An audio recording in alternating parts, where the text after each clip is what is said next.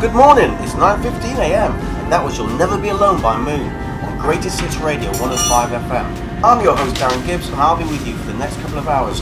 Can you believe that today is the 40th anniversary of the Falklands War? Text me on 6105 if you have any stories about the conflict. Is you there? Text me on 6105.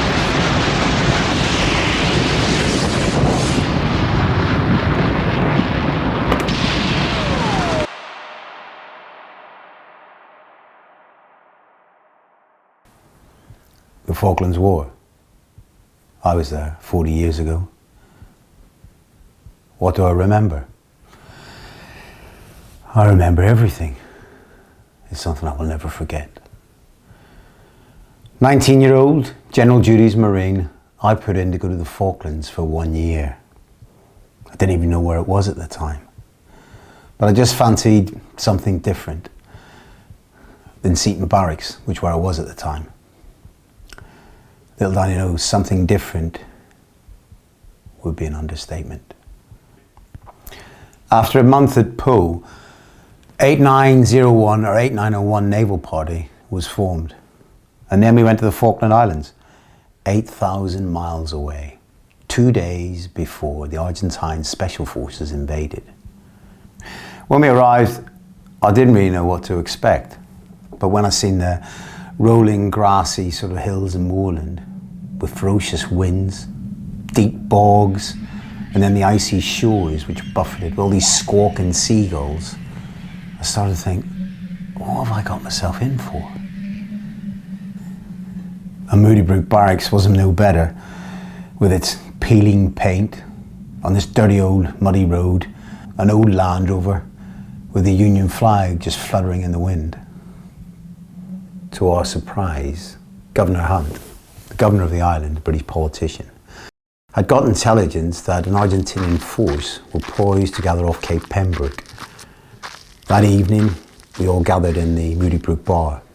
It was like really old and tired. Loads of old military photographs, medals.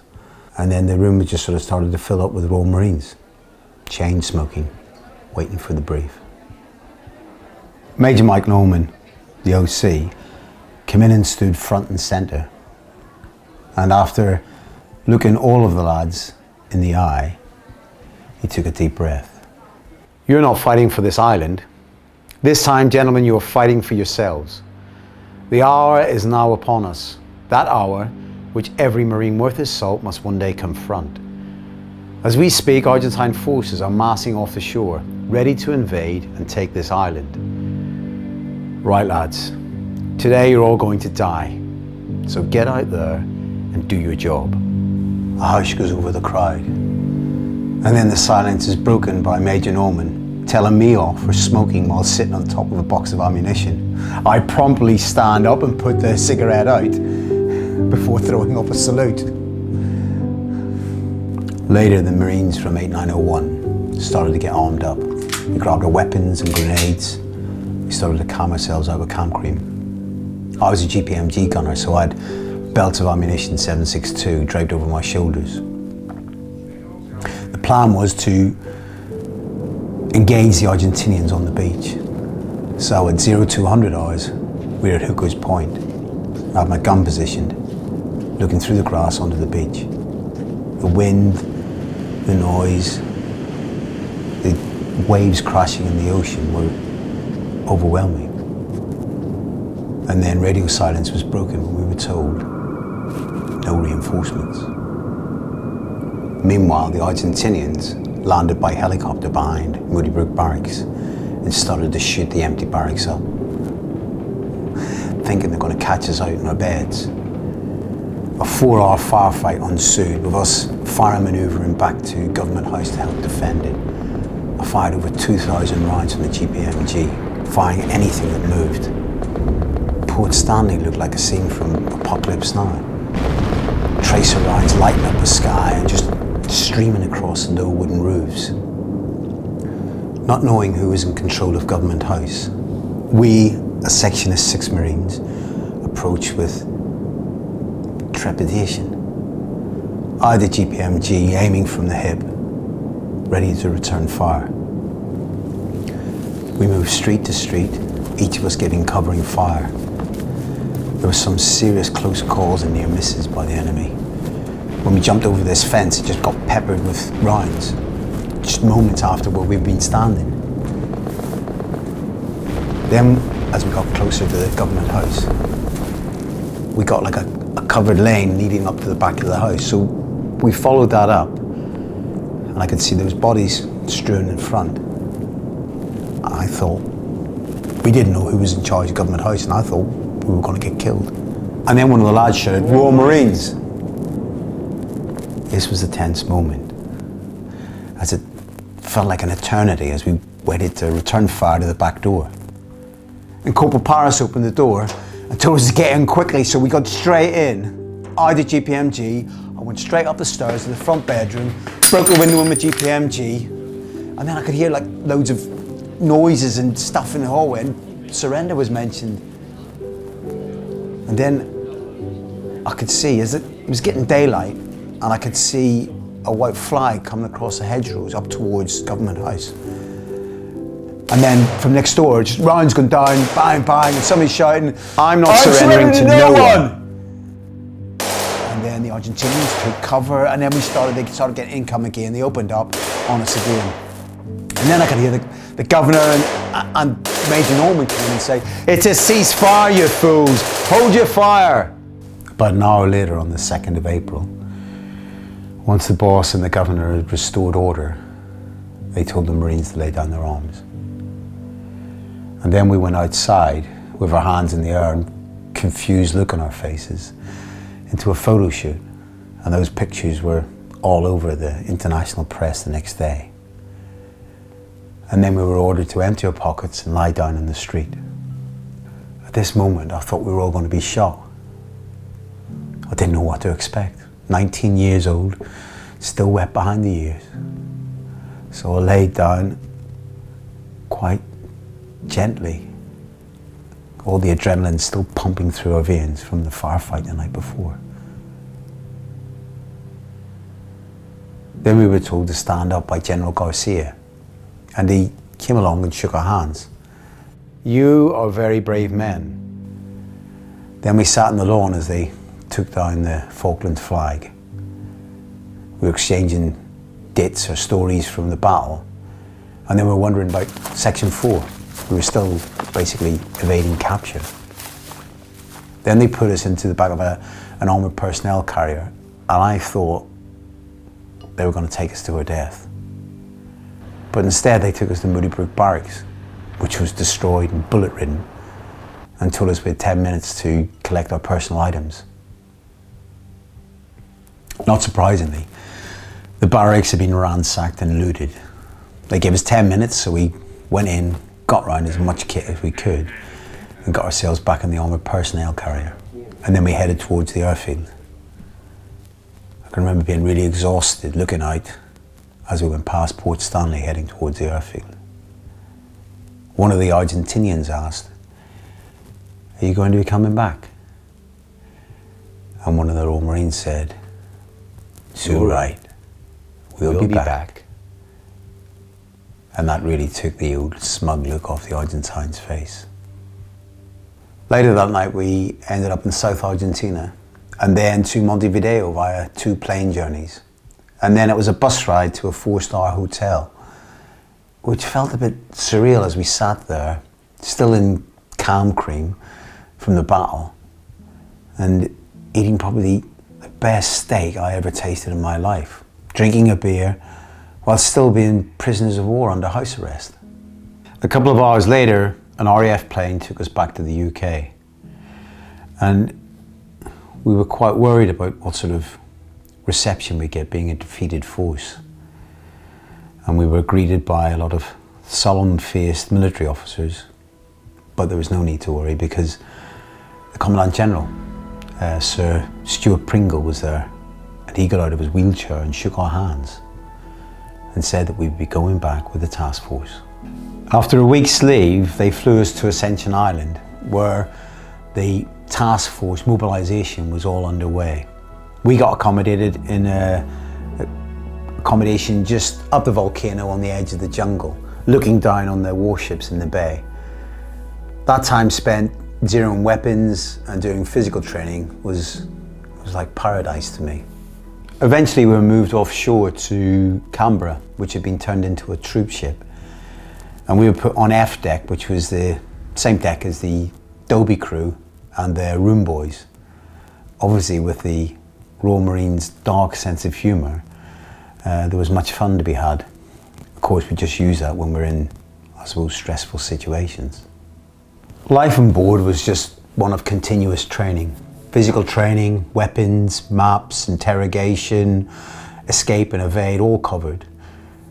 On board, we had a certain level of notoriety for being the ones that surrendered. So we got quite a bit of stick off the paras. They shared a bar with 4-2 Commando, which we joined. But Bandit was generally friendly until the General Belgrano got sunk. And then the atmosphere changed. And in my eyes, everything just became real. Waiting on board was the worst part of the landings. It was like being on a floating coffin waiting to be blown out of the water by an Exocet missile. We just wanted to get out and fight. Dry landings, we were told, from the landing craft. And then when I stepped off the ramp, up to my armpits, an ice cold sea, getting that wet on day one and staying that way whilst advancing to contact with no warm gear or sleeping bags, that set the tone for the next few weeks. The cold was sometimes unbearable for me, trying to cross the honking, boggy ground with continuous icy cold winds. Most of the lads were mountain and arctic warfare trained, and they'd learned how to survive and operate in sub-zero temperatures. Unlike me, who'd just come from the sunny climate of Plymouth. This is why I struggled not having the right boots or having the right kit. This is going to be tough, I thought to myself. As part of J Company 4-2 Commando, we were tasked to help carry and supply artillery rounds for the guns to support 2 Para in their attack on Goose Green, which was a full frontal assault against overwhelming forces defending the settlement. Awesome to watch, but terrifying at the same time. In the morning, we moved down to the settlement after a night with me trying to get some warmth from the cold steel of my GPMG. The bodies lined the track, and we'd now been 2 weeks without our dry kit. With the socks still wet, they moved us forward to a position as a forward operating base, and we were then exposed to the elements without the right kit. The conditions were unbearable. But with hardship comes humour. If you didn't laugh, you'd cry. The true mettle of people shows in times like this. We waited for days as logistics delivered 5 brigade, helicopters, ammunition for the guns. We started patrolling forward, wrecking start lines for the attack on Mount Harriet. This was to be our part in regaining the islands. That night, I seen a red dot move across the dark skyline, and then a massive explosion as one of the ships was hit by an Exocet missile that was dropping off the troops. How many died in that ship? We didn't know. We had to stay focused. Yomping over this boggy terrain has its problems, but even more so if you're carrying a 24-pound GPMG machine gun. Our section commander, Lou, fell over for about the 10th time, and as I went to lift him up, a piece of shrapnel passed between our faces, nearly giving me sunburn. Everyone wants to fire the GPMG, but no one wants to carry it. I was determined to carry it to the top of Mount Harriet, even though Gaz and mate offered to help. When we got to the top, we moved into defensive positions, whilst shells were raining in from Port Stanley. Most of them landing in boggy areas, but every once in a while they land on the rocks, sending shrapnel everywhere. The Argentinian position on Mount Harriet was luxury. 2-man tents, food, dry sleeping bags. It was heaven. So me and Gaz, we got in a tent and bagged up until some jock came along and tried to take his boots off, thinking he was a dead RG. Fuck off! They're my boots, I'm not dead. shouted Gaz. That night we watched the attack by 4-5 Commando and 2 sisters, which again was awesome to watch, but brutal for the blokes. Tumbledown was the same, but we had the perfect spectator's position from the top of Harriet. 1 or 2 days later, we moved off the mountain and advanced to contact again. This time the Argentinians had their hands in the air, surrendering to us. Rumours of an Argentinian surrender had reached us by word of mouth as we were walking an extended line all the way down into Stanley. When we got there, we moved into a building which was all bullet riddled, and we waited there from direction from above. I hoped it was over. Our section had to move and clear the Secretariat building. This is where the official ceasefire papers would be signed that night. The 6 of us, still honking, were slouching at the foot of the stairs that led up to where the general, Argentinian general, and our own J.J. Moore would sign the papers. General J.J. Moore and his entourage came walking through, and they looked at me like I was a piece of shit in their boots, and bollocked Lou for not standing to attention as he walked through the hall and up the stairs. Oh well, always in the shit, it's just the depth that varies.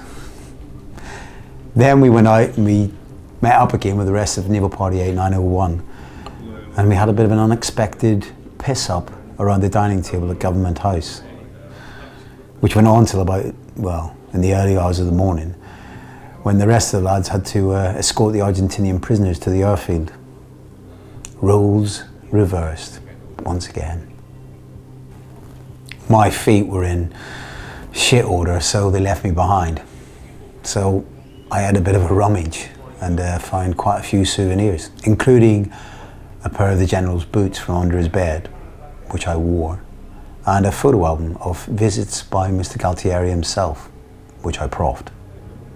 One last thing to do before we left, and that was the photograph of Naval Party 8901 raising the Falkland Islands flag back up the flagpole where it was removed on the 2nd of April. Then we were airlifted to the Canberra for the journey home and the victory celebrations.